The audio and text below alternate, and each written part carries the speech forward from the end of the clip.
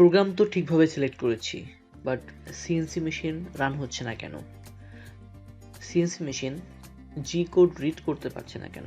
আমরা যারা ক্যাম নিয়ে কাজ করেছি, ক্যাম প্রোগ্রাম নিয়ে কাজ করছি, তাদেরকে এই প্রবলেমগুলো রেগুলার ফেস করতে হয়। আজকে আমরা আলোচনা করব কিভাবে এই প্রবলেমগুলো সলভ করতে হয় এবং কেন এই প্রবলেমগুলো হয় তার বিস্তারিত।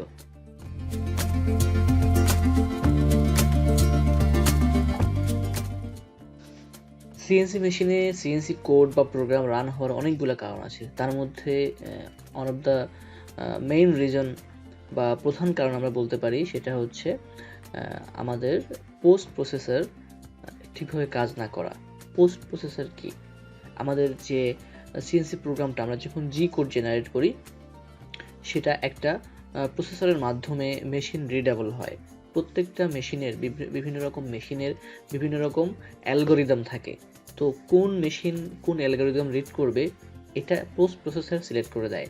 তো আমরা যখন পোস্ট প্রসেসর সিলেক্ট করব, আমাদেরকে জানতে হবে আমাদের সিএনসি মেশিনটা কোন পোস্ট প্রসেসর দিয়ে চলে। যেমন ধরুন আমরা যদি সিএনসি উড রাউটার নিয়ে কাজ করছি, নর্মালি উড রাউটারগুলা আমাদের ফানুক পোস্ট প্রসেসর দিয়ে রান হয়। তো আমাদেরকে পোস্ট প্রসেসর ফানুক সিলেক্ট করা থাকা লাগবে।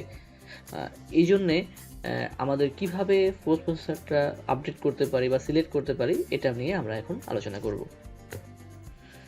সাধারণত ক্যাম প্রোগ্রামের সময় আমাদের যে মেশিন লিস্টটা থাকে সেখান থেকে আমরা অনেকগুলো পোস্ট প্রসেসর এনলিস্টেড করা থাকে। যদি আমি সলিড ক্যামের কথা বলে থাকি তাহলে আমি দেখব আমরা যদি একটা ক্যাম প্রোগ্রাম ওপেন করি তাহলে সেখানে যদি আমরা মেশিন লিস্টে যাই তাহলে আমরা দেখব সেখানে অনেকগুলা পোস্ট প্রসেসর লিস্টেড করা আছে। সেখান থেকে আমরা আমাদের রিকোয়ার্ড পোস্ট প্রসেসরটা সিলেক্ট করে দিতে পারি।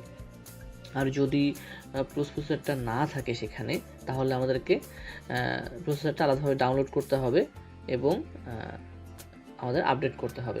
এখন আমি দেখেন এখানে অনেকগুলা পোস্ট প্রসেসর লিস্টেড করা আছে।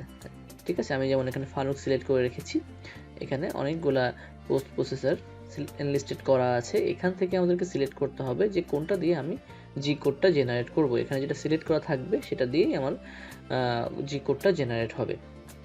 এখন আমি আপনাদেরকে দেখাবো আমার যে ফানুক যেটা এটা আমার বিল্ট ইন ছিল না, যে ক্ষেত্রে পোস্ট প্রসেস বিল্ট ইন থাকবে না, সেক্ষেত্রে আমরা কীভাবে করতে পারি। তো সেক্ষেত্রে হচ্ছে আমাদেরকে এটা ডাউনলোড করতে হবে পোস্ট প্রসেসরটা এবং এটাকে এক্সট্রাক্ট করে নিয়ে এর ভিতরে যে ফাইলগুলো আছে সেটা আমাদের নির্দিষ্ট একটা ফোল্ডারে, সলিড ক্যামের নির্দিষ্ট একটা ফোল্ডারে আপলোড করতে হবে। দেন আমাদের রিকোয়ার্ড যে পোস্ট প্রসেসর সেটা লিস্টে চলে আসবে। তো আমি এই ফাইলগুলোকে হচ্ছে কপি করে নিচ্ছি। কপি করে আমাদেরকে কোথায় পেস্ট করতে হবে লোকেশনটা খেয়াল করেন। আমাদেরকে পোস্ট প্রসেসরটা নর্মালি হচ্ছে মাই কম্পিউটারের আমাদের যে ইউজার থাকে আমাদের লোকাল ডিস্কে, যে আমি যে ইউজারের ভিতরে যাব, ইউজারের ভিতরে পাবলিক অ্যান্ড দেন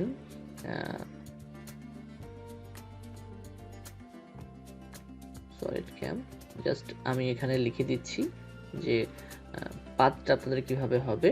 এখানে যে জিপিপি টুল আছে সেখানের ভিতরে আমি এটাকে পেস্ট করে দিব।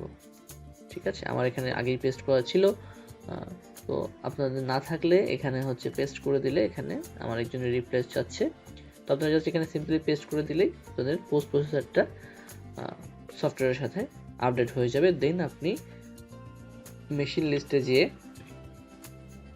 এটাকে সহজেই এনলিস্টেড করে নিতে পারবেন। আর যাদের এটা আপডেট করা নাই তাহলে অবশ্যই প্রোগ্রাম জেনারেট করার আগে দেখতে হবে আমার পোস্ট প্রসেসর ঠিক আছে কিনা, তাহলে এই প্রোগ্রামটা মেশিন খুব সহজে রিড করতে পারবে এবং মেশিনের জন্য রিডেবল হবে। আদারওয়াইজ আমি প্রোগ্রাম যতবারই করি না কেন আমার যে জি কোডটা জেনারেট হচ্ছে সেটা তো হচ্ছে ডিফারেন্ট মেশিনের জন্য হচ্ছে, ফলে আমি সেই প্রোগ্রামটা দিয়ে সিএনসি মেশিন রান করতে পারবো না। তো এইভাবে হচ্ছে আমরা সিএনসি প্রোগ্রামের ক্ষেত্রে পোস্ট প্রসেসরটা আপডেট করতে পারি। আশা করি এটা সবার জন্য হেল্পফুল হবে। Thank you.